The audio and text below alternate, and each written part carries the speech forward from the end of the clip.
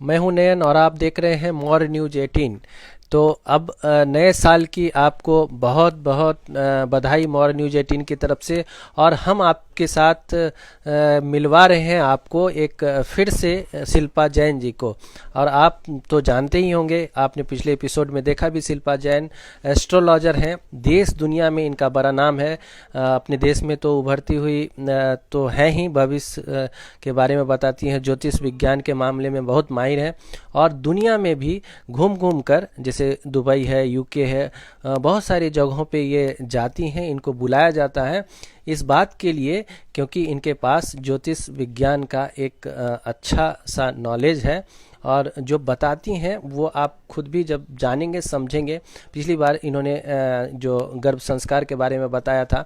तो नए साल में हम फिर से मिल रहे हैं शिल्पा जैन से, और हम इस पे इनसे बात जो करेंगे वो नए साल के बारे में बात करेंगे। कैसा रहेगा नया साल, कैसा रहेगा 2021 है वो, क्योंकि 20 तो हम लोगों का बहुत बुरा गया है, इसमें कहने वाली बात नहीं, लेकिन 21 कैसा होगा। तो शिल्पा जी, आपका मोर न्यूज 18 में फिर से स्वागत है एक बार। धन्यवाद। दर्शकों ने तो आपके पहले एपिसोड को देखा ही, जिसमें आपने गर्भ संस्कार के बारे में बताया। हम गर्भ संस्कार के बारे में भी और से विस्तार से आपसे उस एपिसोड पे बात करेंगे ही। नए साल पे आपको मोर न्यूज 18 की तरफ से बहुत बहुत बधाई आपको। आपको भी नए साल के आगमन की बहुत बहुत बधाई। 2021 पूरा विश्व इसका बेसब्री से इंतज़ार कर रहा है, क्योंकि जो पिछला साल बीता 2020 वो इतिहास के पन्नों में दर्ज होगा, क्योंकि पूरा विश्व 2020 में त्राही त्राही कर रहा था।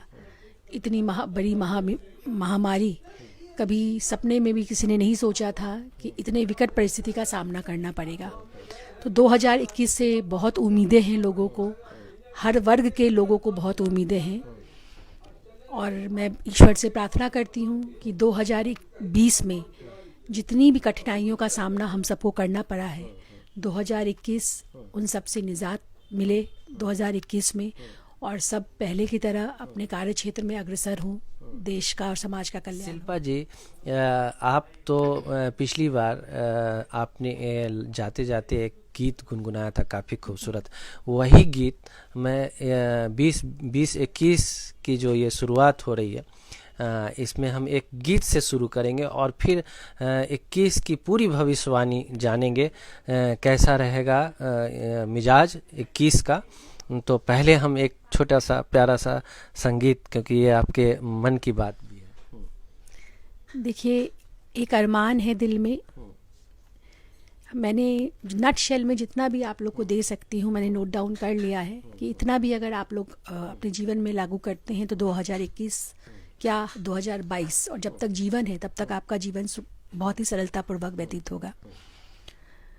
2 लाइन 2021 के लिए है। एक ही अरमान है, एक ही अरमान है, एक ही अरमान है, एक ही अरमान है, जिंदगी हो खुशनुमा, हर किसी के वास्ते हम बने रहनुमा, हम बने रहनुमा, एक ही अरमान है, एक ही अरमान है, एक ही अरमान है। क्या बात है, एक ही अरमान है। तो ये जो अरमान है वो जो भी है अरमान, जिनके जो भी अरमान हैं वो पूरे हों। और नए साल में आप आज हमारे दर्शकों को क्या कुछ नया नया बताने जा रही हैं, आप ये मुझे बताइए। देखिए, नए साल के आर्टिकल्स आपने भी निकाले हैं, आगरा में भी निकला है और भी बहुत लोगों ने निकाले हैं मेरे, तो मैं थोड़ा नटशेल में वर्बली आप लोग को यहाँ सब बता रही हूँ। 2020, अगर हम सबसे पहले मैं अंक ज्योतिष से स्टार्ट कर रही हूँ, ये भी एक एस्ट्रोलॉजी का पार्ट है। तो अंक ज्योतिष के अकॉर्डिंग जो 2020 है वो राहु ग्रह के अधीन था।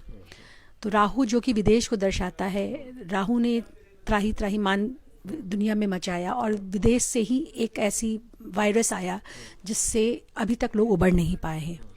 तो राहु ने तो असर अपना पूर्ण रूप से दिखाया, लेकिन 2021 है यह बुध ग्रह के अधीन है।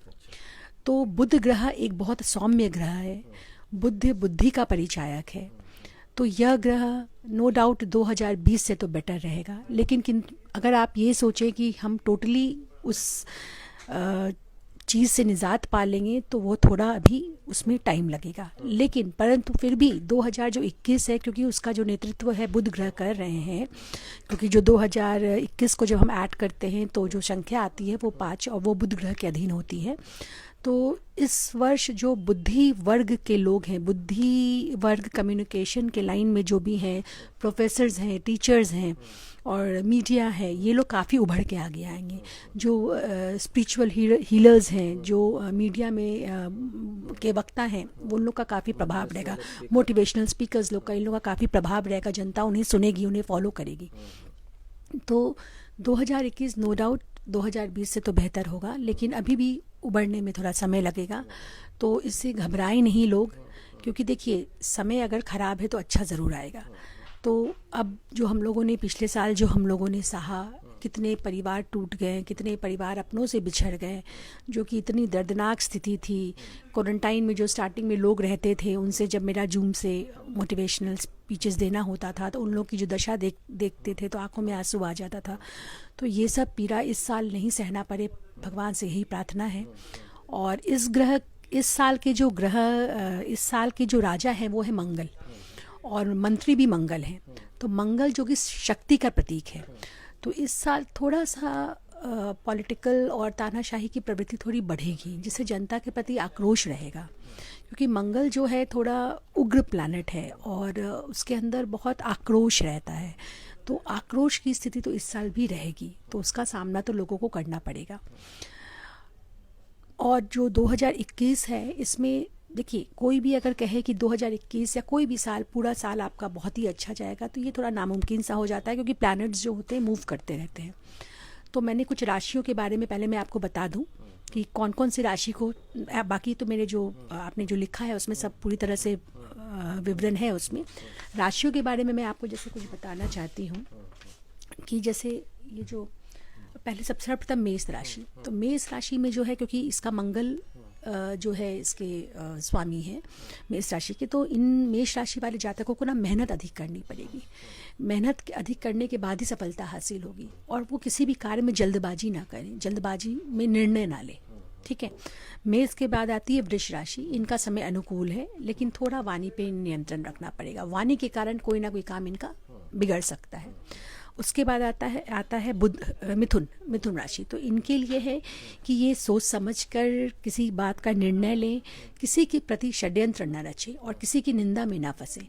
अगर ये किसी षड्यंत्र में रचते हैं किसी के प्रति, तो वो खुद ही उसमें फंस जाएंगे। ऐसा तो हमको लगता है कि षड्यंत्र वाली जो बात है या किसी पर निंदा की जो बात है, ये तो सबको ख्याल रखना चाहिए। ये तो देखिए, ये तो अगर अध्यात्म की तरफ से अगर हम बोले तब तो ये तो सबों को ध्यान रखनी चाहिए, क्योंकि कभी भी गलत का फल जो होता है कभी भी अच्छा नहीं होता है। मिथुन राशि के बाद आती है कर्क राशि। कर्क राशि के लिए समय बहुत ही उत्तम है, और लेकिन थोड़ा स्वास्थ्य पर इनको ध्यान रखना पड़ेगा। बाकी इनके लिए यह वर्ष बहुत ही अच्छा फल लेकर आ रहा है। कर्क के बाद आता है सिंह राशि।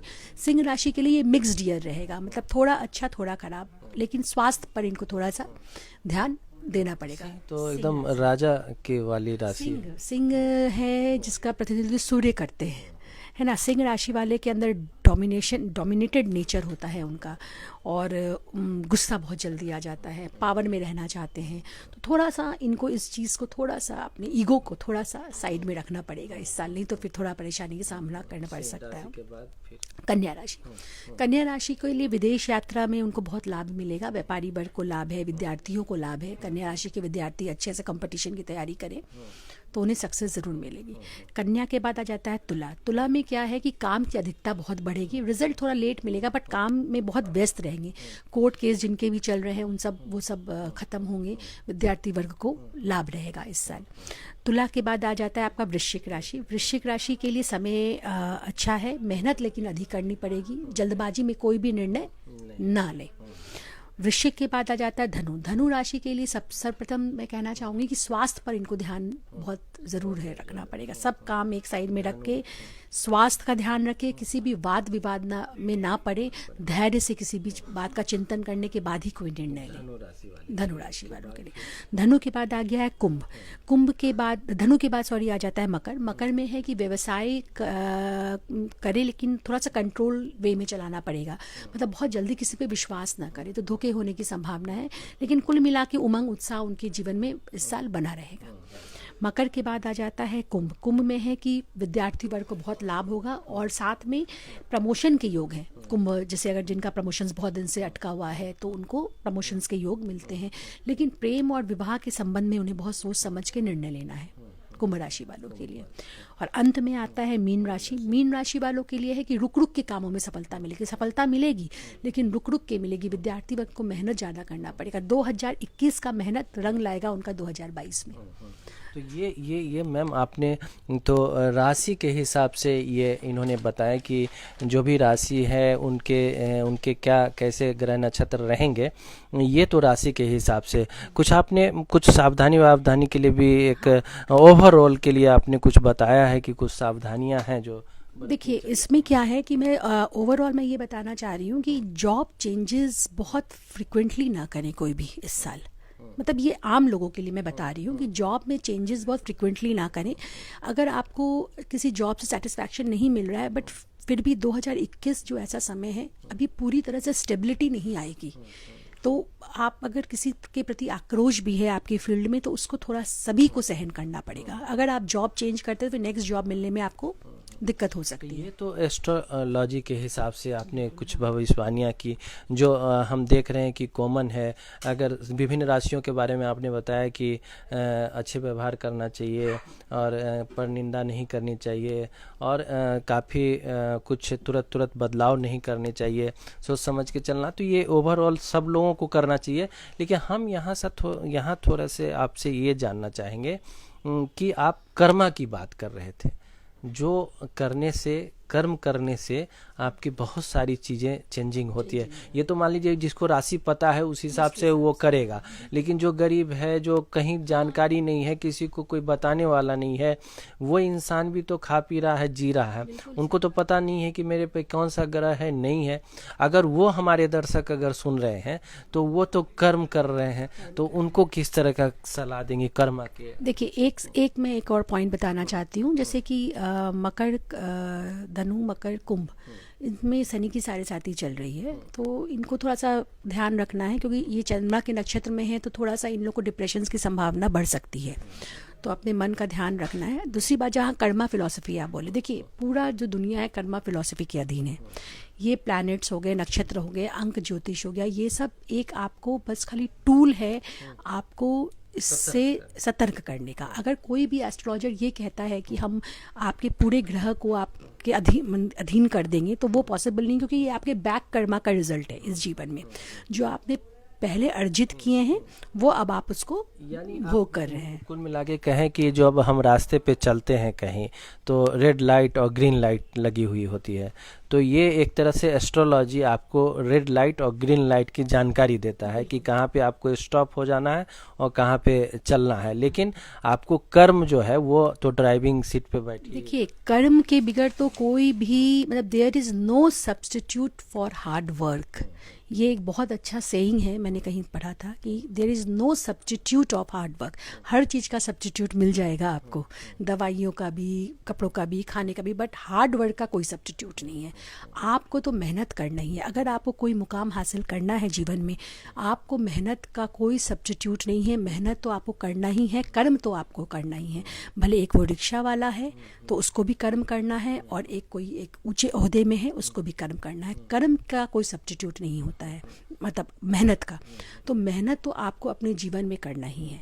प्लैनेट्स आपके साथ बस ये है कि एस्ट्रोलॉजर्स आपको गाइड करता है कि अगर मानिए कोई विद्यार्थी में अगर मेरे पास आता है, वो अगर उसको कन्फ्यूजन है कि मैं सरकारी फील्ड में जाऊं, सरकारी गवर्नमेंट फील्ड में जाऊं या आईटी फील्ड में जाऊं, तो एक एस्ट्रोलॉजर उसको ये हेल्प कर सकता है उसके प्लैनेट्स के थ्रू कि नहीं, तुम्हारे गवर्नमेंट फील्ड में तुमको ज़्यादा स्ट्रगल करना पड़ेगा, IT field will fine for you. तो एस्ट्रोलॉजर्स ये हेल्प करता है। तो ये मैं ये सोचती हूँ कि ये भी एक बहुत बड़ा हेल्प है, क्योंकि देखिए आज एक विद्यार्थी है या कोई भी है जिसका बहुत तेज़ दिमाग है, लेकिन उसका अगर चयन सही नहीं होता है ना, तो वो उस फील्ड में स्ट्रगल ही करता रह जाता है। यानी आप जो करना चाहते हैं, अगर वो में कहीं उसमें कहीं बाधा है, या आप शुरू में ही अलर्ट हैं कि ज्योतिष विज्ञान से भी कुछ जानकारी ले ली जाए, जो कदम हम बढ़ा रहे हैं उसमें कहाँ तक क्या मिलेगा और उसमें कितने और कर्म किस तरह से करने होंगे, या फिर जो मैं कर्म करने जा रहा हूँ उसमें सफलता मिलेगी, तो एस्ट्रोलॉजर एक गाइड आपको कर देगा, यही कहना चाहिए। ये एक गाइड, एस्ट्रोलॉजर जो होता है एक आपका पथ प्रदर्शक होता है कि आप आगे कैसे आपका जीवन आने वाला है, कब कब कठिनाई आने वाली है, कब कब आपको उससे बचाव करना है। और बचाव क्या होता है, जो सबसे बड़ा बचाव होता है अध्यात्म। अगर आप अध्यात्म की तरफ हैं, अगर आपका अध्यात्म की तरफ रुचि है, तो आपका जो कर्मा है वो बहुत हद तक बैलेंस हो जाता है। आज बच्चे जो है, यंगस्टर्स हैं, काफ़ी दूर होते जा रहे हैं अध्यात्म की तरफ से, क्योंकि वो मीडिया का इतना बड़ा प्रभाव है, मीडिया का अच्छा प्रभाव, सोशल मीडिया का इतना प्रभाव है कि आजकल उनका जो रूटीन ही है बिल्कुल फेसबुक, व्हाट्सएप, इंस्टा, ट्विटर। तो और पिछले साल क्योंकि जो पैंडेमिक जो आया अभी पिछले साल, उसके कारण क्या हुआ है कि हर चीज़ ऑनलाइन हो गया है। तो उसके कारण से वो अच्छी बात है, चलिए आपकी पढ़ाई रुक नहीं रही है, लेकिन उसका भी लोग गलत बच्चे उपयोग कर रहे हैं। तो अध्यात्म की तरफ से रुचि हटती जा रही है। तो मेरा तो यही कहना है हर माता पिता को, जो उनके घर में बुजुर्ग हैं, कि कुछ समय बच्चों के साथ बिताएं, उन्हें अध्यात्म का महत्व समझाएं, उनके अंदर जो जिज्ञासा है उसको शांत करें, ताकि वो इधर उधर भटके नहीं, क्योंकि यही जनरेशन्स फिर आगे देश को संभालना है उन्हें। अध्यात्म को लेकर आप अगर आगे बढ़ते हैं, तो जो भी प्लैनेट्स हैं वो क्या हैं, देवी देवता ही तो हैं। सूर्य है, हम सूर्य को जल देते हैं। चंद्रमा है, पूर्णमासी के दिन चंद्रमा की रोशनी में बैठते हैं। मंगल है, मंगल हनुमान जी के लिए मंगल ग्रह को हम लोग मानते हैं, हनुमान जी की आराधना करते हैं। तो यानी पूरी तरह से साइंस है, साइंस एंड तो अध्यात्म दोनों का मिक्सचर है एस्ट्रोलॉजी। तो बात मेरी जो है वो शिल्पा जैन से हो रही है। ये एस्ट्रोलॉजर हैं, और एस्ट्रोलॉजर में मतलब इन्होंने ज्योतिष विज्ञान में सिर्फ एक अंक ज्योतिष हो या हस्त रेखा हो ये जानते होंगे, टैरो कार्ड जानते होंगे, बहुत सारी विधाएं हैं, उन सब में ये अच्छे से मजी हुई हैं, और जिसके लिए जो बन पड़ता है वो उनको ये सलाह देती हैं। एक बार इनसे सलाह आप ज़रूर ले सकते हैं, और ये जानने की कोशिश कर सकते हैं कि हम जो चाह रहे हैं बनना या कहीं कुछ बिगड़ रहा है, तो एक सलाह ले सकते हैं। और कह रही हैं कि कर्म से बड़ा तो कुछ है ही नहीं, यानी आपको कर्म करना है, और उसमें कोई अगर कहीं दिक्कतें आ रही हैं तो एस्ट्रोलॉजर हैं, शिल्पा जैन जैसे ही और भी एस्ट्रोलॉजर हैं। लेकिन शिल्पा जैन जो बता रही हैं, पिछली बार भी जैसे गर्भ संस्कार की बात बताई कि गर्भ संस्कार हर वो माँ या फिर वो जो बच्चे जन्म लेने से पहले से लेके और माँ अगर बनने वाली हैं कोई, तो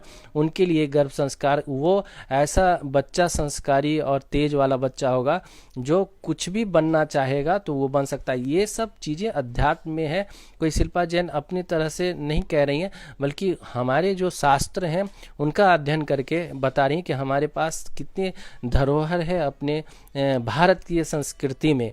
तो शिल्पा जी, एक बड़ा मेरे मन के अंदर एक आपसे बातचीत के दौरान ही एक तो आपने बहुत सुंदर गीत सुनाए थे। एक तरह से हम लोग एक संगीत में एस्ट्रोलॉजी कर रहे हैं। एक गीत और आप अपने मन के अंदर चला के रखिए, मैं बीच में भी फिर एक और आपसे गीत लूँगा। लेकिन उससे पहले हम ये जानना चाहेंगे कि आप तो एक खुश मिजाज हैं, आपके भी लाइफ में तकलीफ़ें आई होंगी, फिर उससे उभरे होंगे, फिर कैसे एस्ट्रोलॉजी से, फिर थोड़ा कुछ ऐसा बताइए अपनी कुछ घटनाएं।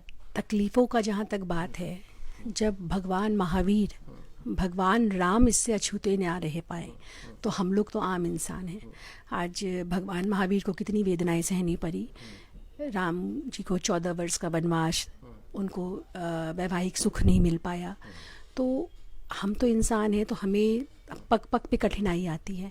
बट ये है, एक ईश्वर का आशीर्वाद बोलिए, माता पिता का आशीर्वाद बोलिए, बुजुर्गों का आशीर्वाद बोलिए कि इस ज्ञान में मैं हूँ। तो कभी कभी मन व्यथित बहुत मेरा भी होता है, क्यों ना हो, क्योंकि हम इंसान हैं। तो लेकिन फिर अपना मन को मोड़ना इंसान के हाथ में है। आप किस दिशा में अपने मन को ले जाते हैं। अगर मन को अगर आप मंथन की तरफ ले जाते हैं, आत्म मंथन की तरफ ले जाते हैं, तो आपका सब प्रॉब्लम्स सॉल्व हो जाता है। हमारी तो संस्कृति में इतनी चीज़ें हैं। मैंने बहुत सारे मेरे गुरु हैं जिनसे मैंने सीखा, जैसे एक स्वर विज्ञान भी इसमें एक बहुत बड़ा विज्ञान माना जाता है। नया बताने वाली हैं आज आप। हाँ, स्वर विज्ञान जो है उसमें आपको, लेकिन हम एक यहाँ पे थोड़ा सा टोकेंगे आपको। स्वर विज्ञान को हम जानेंगे। आप कह रही थी आज मैं स्वर विज्ञान के बारे में बताने वाली हूँ, तो लेकिन स्वर विज्ञान से पहले एक सुरीला एक स्वर जरूरी है। एक कोई वो आप उस दिन भी एक कुछ अच्छी से सॉन्ग सुनाई थी। आज आप फिर हम लोग स्वर पे जाएंगे। क्या आप सुना रही? देखिए, पूरे विश्व पे काली घटाएं छाई हुई हैं और ये काली घटाएं छटेंगी ज़रूर। अगर ईश्वर का हाथ हमारे हाथ में है तो ये घटाएं ज़रूर हटेंगी और सूर्य की चमचमाती रोशनी के नीचे हम फिर से आएगा, पूरा विश्व आएगा। 2 लाइन सुनाती। छाई काली घटाएं तो क्या, उसकी छतरी के नीचे हूँ मैं। ओ आगे आगे वो चलता मेरे मालिक के पीछे हूँ मैं। उसने पकड़ा मेरा हाथ है, हमको डरने की क्या बात है। उसके रहते कोई कुछ कहे, बोलो किसकी ये औकात है। क्या बात है, डरने की क्या बात है। और मालिक जब हैं तो किसी की क्या औकात है उनके सामने। एक बहुत ही सुंदर आपने भजन टाइप आपने इस सॉन्ग को सुनाया है। तो अब हम आपसे वो जो आप कुछ नया देने वाली हैं स्वर विज्ञान के बारे में आप कुछ बता रहे हैं। देखिए, स्वर विज्ञान एक अद्भुत विज्ञान है। मेरे जो गुरु हैं उनको मैं चरण स्पर्श करती हूँ और उन्होंने ये ज्ञान हमें दिया। मतलब ये एक ऐसा चीज़ है जो एक हर आदमी इसको अपना सकता है। मीन्स स्वर विज्ञान है, हमारे 2 स्वर होते हैं, जैसे left nostril and right nostril से जो स्वर निकलता है। लेफ़्ट से जो निकलता है वो चंद्र स्वर होता है और राइट से जो निकलता है वो सूर्य स्वर होता है। यानी बाएं से जो निकला वो चंद्रमा को प्रतीक करेगा और दाहिने से अगर नाक का जो स्वर निकलेगा वो सूर्य को। तो देखिए, हम अगर स्वर को साध लेते हैं और स्वर के अनुरूप सब काम करते हैं तो देखिए, कुछ जैसे चंद्र स्वर के कुछ अलग कार्य होते हैं, सूर्य स्वर के कुछ अलग कार्य होते हैं। ये तो बहुत विस्तृत सब्जेक्ट है, लेकिन मैं थोड़ा सा आपको बस इसके लिए एक टिप ये दे रही हूँ कि जब आप मॉर्निंग में उठते हैं, सर्वप्रथम सबसे पहले तो अपने हाथों को देखना चाहिए, क्योंकि इसी हाथों में आपके 9 ग्रह, 12 राशि, 24 तीर्थंकर विद्यमान है। तो इनका सबसे पहले दर्शन करना चाहिए। उसके बाद आप ये देखिए, अपना टेस्ट करने का तरीका है, आप इसको ऐसे रख के आप नोज़ से अपने हवा निकालिए। अब आप देखिए कि आपका जिस साइड से ज़्यादा हवा का वेग आ रहा है, अगर लेफ़्ट से आ रहा है यानी कि आपका चंद्र स्वर चल रहा है, अगर आपका राइट से आ रहा है तो उसका मतलब आपका सूर्य स्वर चल रहा है। तो अगर मानिए आपका राइट चल रहा है, सुबह उठते वक्त जब आप फर्स्ट उठते हैं बेड से, उठ के सो जाते हैं, वो नहीं, जो फर्स्ट उठते हैं, भले आप मिडनाइट में मतलब 5 बजे के बाद जब भी आप उठ रहे हो, तो वो पहले तो हथेली को देख के दर्शन करना है। उसके बाद फिर स्वर चेक करना है। उसके बाद क्या करना है कि आप वो पैर, मीन्स अगर आपका राइट चल रहा है तो राइट पैर सांस खींचते हुए अपनी कोई भी इच्छा मन में धारते हुए उस इच्छा को अपने मणिपुर चक्र में, क्योंकि 7 चक्र होते हैं, ये फिर एक अलग ही विषय हो जाता है, अपने इच्छा को धारते हुए मन में सांस रोकते हुए वो पैर आपको तेजी से ज़मीन में रखना है। उसके पश्चात ही दूसरा पैर रखना है। तो यह सुबह ये एक बहुत ही नॉर्मल चीज़ है जो प्रत्येक व्यक्ति, प्रत्येक बच्चा कर सकता है। बस आपको स्वर चेक करना है, आपका इधर से इस नोस्ट्रिल से निकल रहा है हवा या राइट वाले से, जिस नोस्ट्रिल से निकल रहा है उससे आप अपना दिन की शुरुआत करें। देखिए, स्वर विज्ञान बहुत बड़ा इसका है, मतलब इसमें बहुत थोड़ा सा दर्शकों को भी आप समझ रहे हैं ना, शिल्पा जी क्या कह रही हैं, शिल्पा जैन बता रही हैं कि स्वर विज्ञान का भी आप नित्य आप उसका लाभ उठा सकते हैं। कैसे उठा सकते हैं ये बता रही हैं कि एक तो बताएं कि जो अगर जो आप सुबह उठेंगे, जब भी गहरी नींद के बाद जो पहली सुबह होगी, बिस्तर पे ही आप पहले तो हाथ देखेंगे, दोनों हाथ मिला के हाथ को प्रणाम देखेंगे, दर्शन करेंगे, और फिर जब बाएं नोज से अगर आप का निकल रहा है तो वो चंद्र को प्रतीक करता है। तो अगर बाएं से निकल रहा है अगर सांसें, तो आप एहसास करेंगे उंगली लगा के, तो फिर आप बाएं पैर को पहले ज़मीन पे रखेंगे और उसी समय उसी सांस लेके आप अपनी इच्छा को व्यक्त करेंगे, तो वो इच्छाएं आपकी पूरी होगी। दूसरी, अगर आपके दाहिने नाक से अगर वो चीज़ें निकल रही हैं तो वो सूर्य को ये इंडिकेट करता है, और तब आप दाहिने पैर को फिर ज़मीन पे रखेंगे और उसी सांस को, गहरी सांस लेते हुए अपनी इच्छा को रखेंगे। ऐसा ये शिल्पा जैन बता रही हैं। ये एक बहुत ही साधारण, बिना पैसे का ये बहुत बड़ा प्रयोग है, इस साइंस है। इस साइंस को आप अपनाइए, देखिए फिर कमाल कि आपकी इच्छाएं कैसे पूरी नहीं होती है। ये बात है। स्वर विद्या से तो बहुत चीज़ साधा जा सकता है। आप एग्जाम्स देने जा रहे हैं तब का ये बहुत विस्तृत है। जब मेरे पास क्लाइंट्स आते हैं तो मैं एडिशनल, क्योंकि देखिए मेरा एस्ट्रोलॉजी प्रोफेशन है, बट मैं चाहती हूँ कि सबों की ज़िंदगी में शांति हो, सुख समृद्धि हो, तो ये एडिशनल, मैं इस ज्ञान का कोई पैसे नहीं लेती हूँ। एडिशनल मैं ये टिप्स उन लोगों को देती हूँ ताकि वो लोग इसको फॉलो कर सकें। उसी प्रकार जैसे एक है बीजाक्षर का, जैसे हम लोग बहुत मंत्र पढ़ते हैं, हर ग्रह का अलग अलग मंत्र है, लेकिन बच्चों के लिए या बुजुर्गों के लिए इतना मंत्र रिसाइट करना पॉसिबल नहीं होता। तो हमारे जो ऋषि मुनि हैं, उन्होंने हर मंत्र का एक बीजा अक्षर निकाला है। तो उस बीज अक्षर में इतना पावर होता है कि अगर आप उसको 108 बार रिसाइट करते हैं तो उससे आपकी काफ़ी सारी परेशानियों का हल मिल सकता है। जैसे मैंने पिछले बार आपको भक्तांबर स्तोत्र का बताया था, जैसे में 48 श्लोक्स होते हैं, वो भी एक अलग ही विषय है। बीज अक्षर का मैं थोड़ा सा आपको बताना चाहती हूँ एक कॉमन प्रॉब्लम्स के लिए। जैसे कि मानिए अगर किसी को एंटीबायोटिक डॉक्टर ने प्रिस्क्राइब किया है, वो एंटीबायोटिक लें, लेकिन साथ में हुम हुम हुम हुम हुम ऐसे करके थोड़ा सा नाभि पे उस प्रेशर डाल के हुम हुम हुम इस तरह से, जैसे कपाल भारती करते हैं उस तरह से हुम, इसका अगर वो डिसाइड करते हैं तो वो एक एंटीबायोटिक का काम करता है ये बीजाक्षर। तो जो एंटीबायोटिक आप ले रहे हैं ना, तो वो और फास्ट आपको असर करेगा। उसी प्रकार जैसे अगर किसी का बुखार नहीं उतर रहा, ये वाला जो बीजाक्षर जो मैं बता रही हूँ बुखार के लिए, ये मैंने कोरोना में बहुत अपने ऊपर भी अप्लाई किया। तो इसमें तो इसका बीजा अक्षर होता है भम भम, भ से भगवान वाला भ, भम। तो मुझे बहुत बुखार, तेज बुखार था और दवाई ले रही थी, बट ठीक है उतर रहा था, फिर आ जा रहा था बुखार। तो जब भम का जब मैंने रिसाइट, ये क्योंकि कुछ भी करने से पहले मैं उसको चाहती हूँ अपने ऊपर एक बार करो, तभी उसका आपको पता चल पाता है वो कहाँ तक ठीक है। तो जब मैंने भम का उच्चारण शुरू किया, आप विश्वास कीजिएगा 15-20 मिनट में ही मैं पसीने पसीने हो गई, मतलब बुखार बिल्कुल उतर गया। लगातार भम भम भम हाँ। भम मतलब भम 108 बार, मतलब एकदम कंसंट्रेशन के साथ। देखिए कंसंट्रेशन किसी भी चीज़ में होना बहुत ज़रूरी है, भले वो पढ़ाई हो, भले वो आप यात्रा कर रहे हो, आप कोई वाहन चला रहे हो, कभी भी कर सकते, any time you can do. इसके लिए आपको कोई ऐसा शुद्धि का ज़रूरत नहीं है, कुछ भी नहीं है, बस ये इसका यही तो सबसे बड़ी बात है कि आप इसको कभी भी कर सकते हैं। उसी प्रकार जैसे है कि सर दर्द, किसी को माइग्रेन का बहुत प्रॉब्लम है, वो रम र से रम रम रम। तो इस प्रकार बहुत सारे बीजाक्षर है, डिप्रेशन के लिए है, पथरी के लिए है। डिप्रेशन के लिए जरूर बताइए, क्योंकि आज के ज़माने में डिप्रेशन की बहुत सारी शिकायतें आपके पास भी आती हैं। हाँ, धम धम, ध से धरती, धम धम धम धम। तो डिप्रेशन तो देखिए ये शिकायतें नहीं है, डिप्रेशन हर मनुष्य को अपने जीवन में कभी ना कभी आना ही है।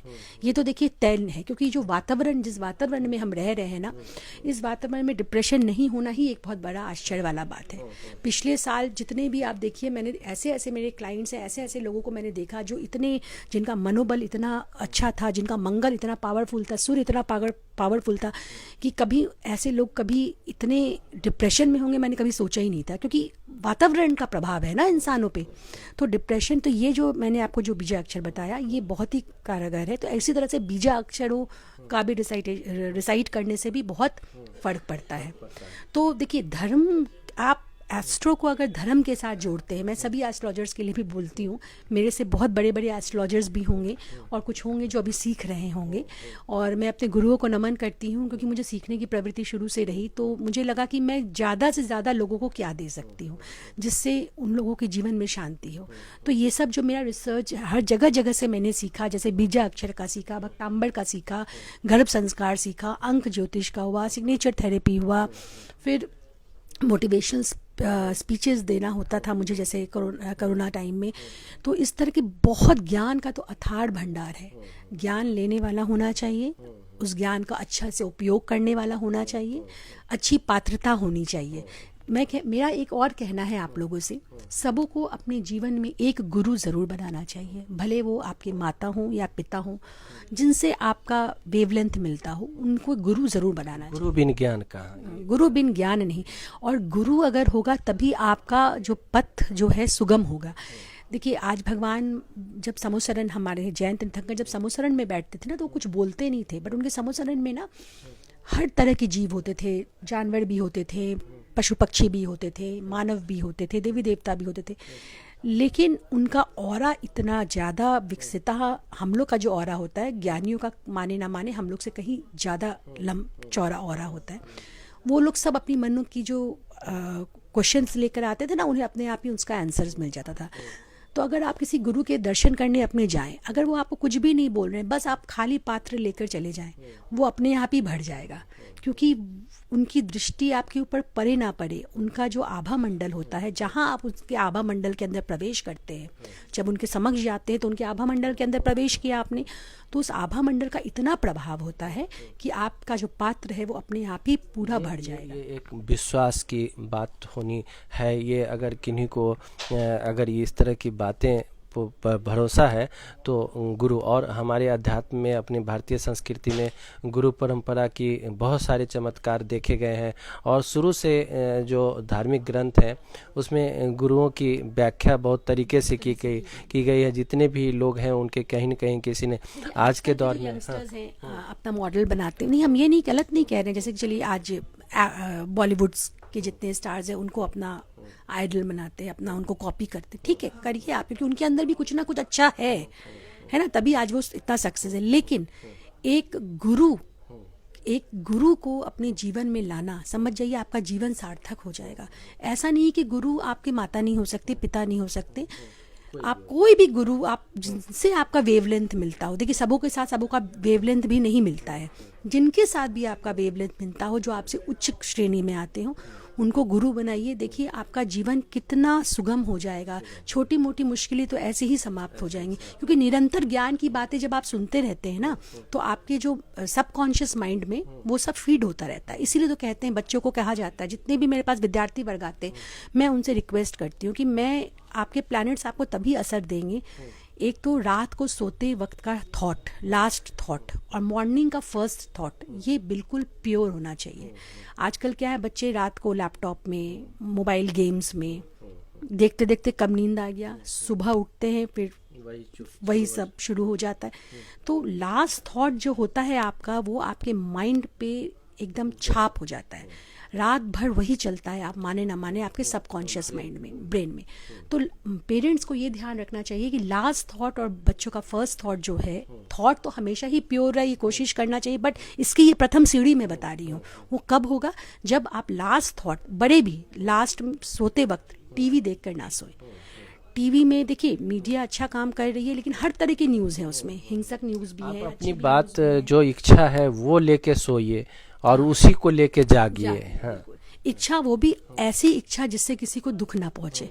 इच्छाएं तो अनंत है ना। अगर आज मुझे ये लगे कि आज उसका काम खत्म हो जाए और या उसका अपयश हो और मेरा बहुत यश हो, तो ये इच्छा एक नकारात्मक इच्छा, नकारात्मक कर्म है। हाँ, तो सकारात्मक इच्छा लीजिए जिससे किसी को वेदना ना पहुंचे, किसी के दिल को ठेस ना पहुंचे। सकारात्मक इच्छा लेकर आप सोते हैं, सुबह उठते हैं, तो प्रकृति आपको सहायता देगी, प्रकृति आपको उसको आपका सपना को साकार होने में प्रकृति का सहयोग रहेगा। आज आपने हमारे दर्शकों को बहुत सारी जानकारियाँ दी, जो नए साल की शुभकामनाएं भी दी, और नए साल कैसा होगा, नया साल सबों का, वो आपने बताया, स्वर के बारे में बताया। फिर आप जो बताएं कि किसी भी इच्छा है किसी तरह की तो वो उसको कैसे आप करें, तो ये तमाम जानकारी आज हमारे दर्शकों को मिली है शिल्पा जैन जी से। तो शिल्पा जैन के बारे में मैंने पहले भी बताया हुआ है कि ये रहती आगरा में ज़रूर है, लेकिन ये पटना से हैं, बिहार की बेटी हैं और बिहार में जन्म ली हैं।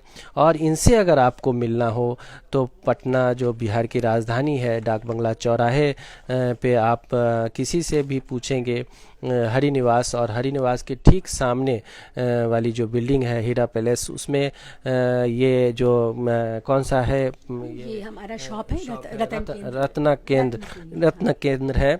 इसी में ये यहाँ ऑफिस है इनका। आप यहाँ आके कोई भी सलाह ले सकते हैं। और मौर्य न्यूज़ 18 तो आपको शिल्पा जैन के सारे टिप्स आपको लेकर इनके ज़रिए जो भी मेरे से बन पड़ेगा वो मौर्य न्यूज़ 18 तो आप तक पहुंचाता ही रहेगा। तो चलते चलते एक बात और हम आपसे जानना चाहेंगे, और नेक्स्ट के लिए भी हम आपसे ये कहना चाहेंगे कि जो हिसाब से अभी किसान वाला मुद्दा चल रहा है, सरकार का मुद्दा चल रहा है, अपने बिहार में भी देखिए राजनीतिक उथल पुथल चीज़ें हो रही हैं। दो शब्द हम आप अगर कुछ बता सके तो एस्ट्रोलॉजी के थ्रू की सरकार बिहार में भी लेके हो रहा है कि पता नहीं क्या होगा नहीं होगा, तो हम चाहेंगे कि अगले एपिसोड में इसको दमखम के साथ पूरे तरीके से बस इसी हफ्ते हम आपसे इस पे ही पूरी मुकम्मल बात करेंगे, सरकार और पब्लिक पे, उस पे 2021 कैसा होगा और एस्ट्रोलॉजी क्या कहता है, उसका दिशा निर्देश क्या है, इस पे हम बात करें। लेकिन चलते चलते आप और कुछ अगर कुछ बताना चाहें, और एक संगीत भी। हाँ, संगीत चलते चलते और बाकी जो आप कहना चाहें। देखिए सबसे प्रथम ये मैं कह रही हूँ कि आपको इतना जो मैंने जानकारी दी, इसको एक साइड में अगर मैं रख के आपसे बात करूँ तो देखिए सकारात्मक होना जीवन का सबसे बड़ा ध्येय होना चाहिए।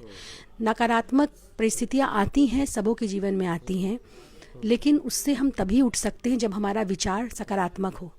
आप अंधेरा है तो रोशनी भी होगी, है ना। तो इसके लिए थोड़ा सा मेडिटेशन ज़रूर करें। देखिए न्यू ईयर है, आज 31 है, आज ही हम लोग ये कर रहे हैं। हर साल पार्टी करते हैं, हर साल दोस्तों के साथ बैठते हैं, गप करते हैं। पिछला साल जो हमारा बीता, इतना दर्द भरा बीता, तो मैं थोड़ा रिक्वेस्ट ये करना चाहती हूँ, ये नया साल कुछ अलग करें, कुछ अलग करके देखें कि आपका आने वाला साल कैसा जाता है। आप पार्टी कीजिए, घूमिए, कोई मनाही नहीं है, किंतु उन लोगों को भी याद रखिए जो पिछले साल कितने दर्द में बिताया उन्होंने। हम सबों के परिवार में कहीं ना कहीं किसी भी मेंबर को परेशानी हुई, उनके कारण पूरा परिवार अस्त व्यस्त हुआ।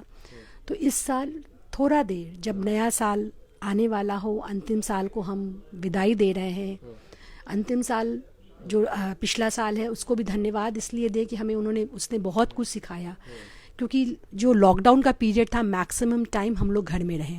सदुपयोग करने वालों ने इसका भरपूर सदुपयोग किया, और मैं बहुत खुशकिस्मत मानती हूँ अपने आप को कि मेरा लिए ये लॉकडाउन ठीक है, परेशानी हुई, मेरे से बिछड़े बहुत सब कुछ हुई, ठीक है, कि किसी का जाना और आना हमारे हाथ में नहीं है।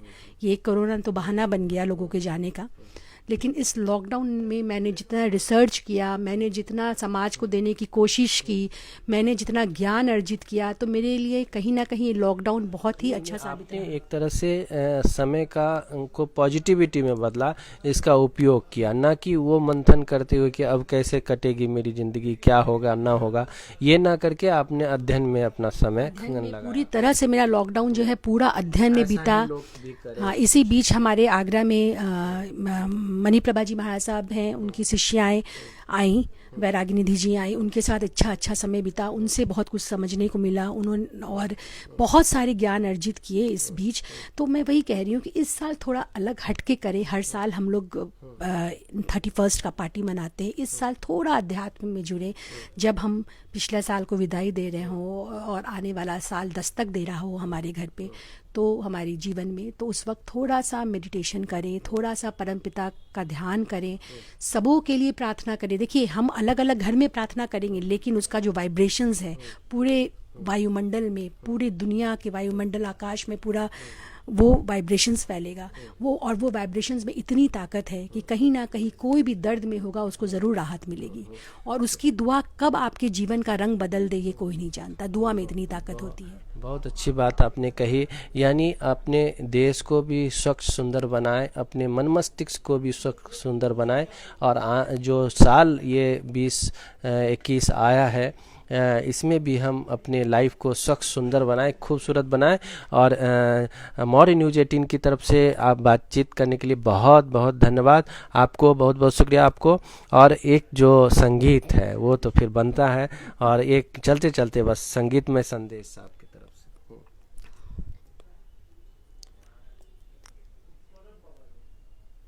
ये मत कहो खुदा से मेरी मुश्किलें बड़ी है, मुश्किलों से कह दो मेरा खुदा बड़ा है। अपनी मुश्किलों से हारना नहीं है, क्योंकि ऊपर वाले का हाथ सदा हमारे हाथ में है, सदा हमारे सिर पे है।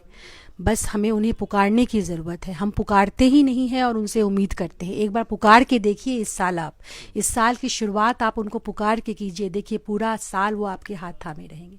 Thank you. नए साल की बहुत बहुत बधाई। आपको भी बहुत बहुत बधाई। हमारे दर्शकों को भी एक बार शुभकामना। आपका नया साल बहुत मंगलमय हो, सुख समृद्धि स्वास्थ्य से भरपूर हो, आपके मन के अंदर की जो इच्छाएं हों वो पूरी हों। यही मैं सर्वमंगल के माध्यम से आपको विशेष देती हूँ। बस एक बात हमेशा याद रखिए, पॉजिटिव रहिए, बड़ों का सम्मान करिए, गुरु को ज़रूर अपने जीवन में लाएं, और अपना जो नया साल का जो शुरुआत है उसका हाथ पकड़ के कीजिए। तो वो आप एक बार हाथ उनका छोड़ भी देंगे, एक बार अपना हाथ दिया आपने, उनसे अपना हाथ हटा भी लेंगे, बट ऊपर वाला जब किसी का हाथ पकड़ता है तो वो अंत तक नहीं छोड़ता है। ये हमेशा ध्यान रखिएगा। बहुत बहुत शुक्रिया, थैंक यू। आप बने रहिए मौर्य न्यूज़ 18 के साथ। हम इसी तरह से एक शख्स से मिलवाते रहेंगे और आप तक पहुंचते रहेंगे। Thank you.